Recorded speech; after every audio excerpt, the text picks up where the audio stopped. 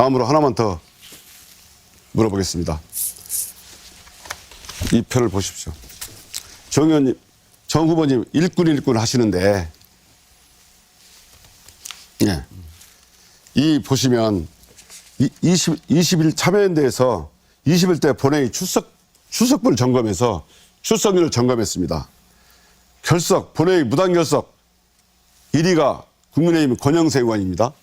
2위가 국민의힘 정운천 의원이, 3위가 국민의힘 김태호 의원입니다.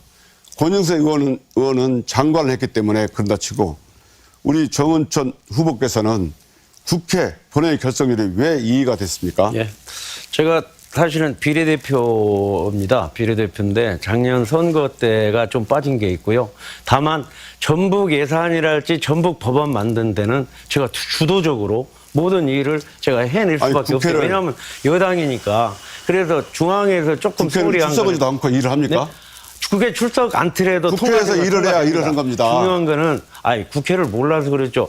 법안 소위 또 예결위 네. 또 그다음에 상임위 이런 데에서 하는 거고요. 주도권 토론은 국회 본회의는 최종적으로 결정하는 거예요. 예, 이번 주도권 토론 여기서 마무리하겠습니다. 네, 지역구 전북 전주울 후보자들의 토론을 잠깐 봤는데요. 민주당 이성윤 후보자가 꼭 당선이 되었으면 합니다.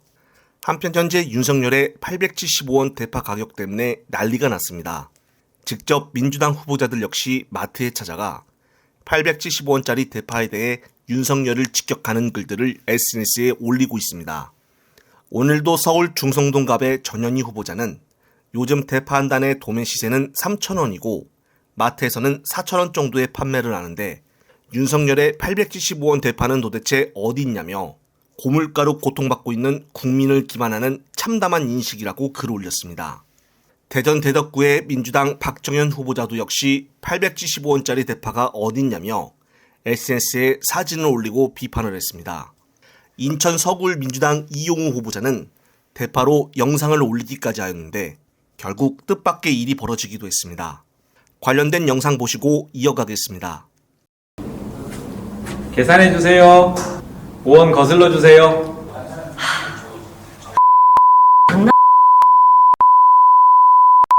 아니 대통령이 875원이라고 했는데 왜 안 된다고? 계산해주세요. 5원 거슬러주세요. 아니 대통령이 875원이라는데 왜 하나만 줍니까? 왜 안 된다고? 네, 그렇습니다. 이제는 입틀막까지 해버리니 말도 못하는 세상이 다가온 것입니다. 이종섭과 황상무로 좀 잠잠해지나 싶더니 또 정부와 여당에게는 악재가 생겼습니다. 한편 개혁신당 김종인 공천관리위원장이 선대위원장을 맡기로 했다가 거절하고 그냥 당을 나와버렸다고 합니다. 따라서 실질적인 선대위원장은 천하람 비례대표 2번이 맡기로 했다고 하는데요. 김용남 개혁신당 정책위원장은 22일 라디오에 나와 김종인은 당을 떠나고 집에 갔다고 얘기까지 했습니다.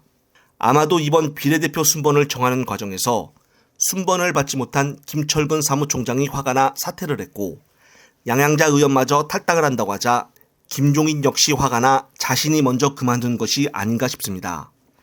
그리고 류호종 후보자도 분당갑에 출마 선언을 했다가 후보자 등록을 포기했는데요.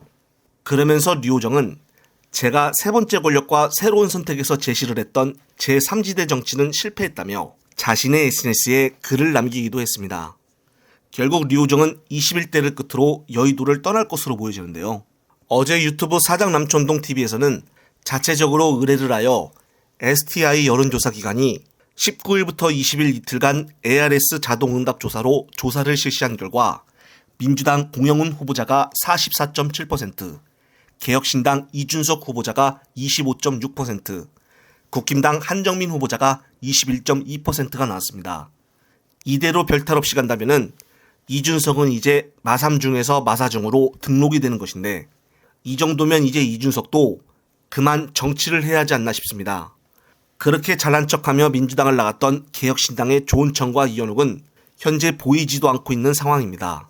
끝으로 민주당 곽상갑 박윤택 후보자의 검찰개혁에 대한 인상 깊은 발언 들으시면서 이번 영상 마무리하겠습니다. 박윤택입니다. 이 시대 최고의 개혁 과제는 검찰개혁입니다. 근데 그 검찰개혁을 누구나 당연하게 생각하지만 아무나 할 수 있는 것이 아닙니다. 아무나에게 맡겨놓으면 특수부에 길을 살려놓고 검사들을 사조직으로 만들어 놓습니다. 그리고 국민의 인권을 짓밟습니다. 이제는 제대로 된 개혁을 할 때가 됐다고 봅니다. 저는 지금 많은 그 동료들과 함께 구상을 하고 있습니다. 검찰의 직접 수사권을 폐지하되 수사권에 공백이 생기지 않고 국민의 인권도 지키는 제도, 그리고 검사들이 대통령의 눈치를 보는 것이 아니라 국민의 눈치를 보는 인사제도, 이걸 지금 구상 중입니다. 우리 민주당에는 민주당 후보 중에는 전문성을 가진 후보들이 많습니다. 대한민국을 정상적인 국가로 만들려면 민주당에 힘을 주셔야 합니다. 힘도 분산시켜서 주실 것이 아니라 민주당에 몰아주셔야 정상적인 국가를 만들 수 있습니다. 함께 열심히 뛰겠습니다.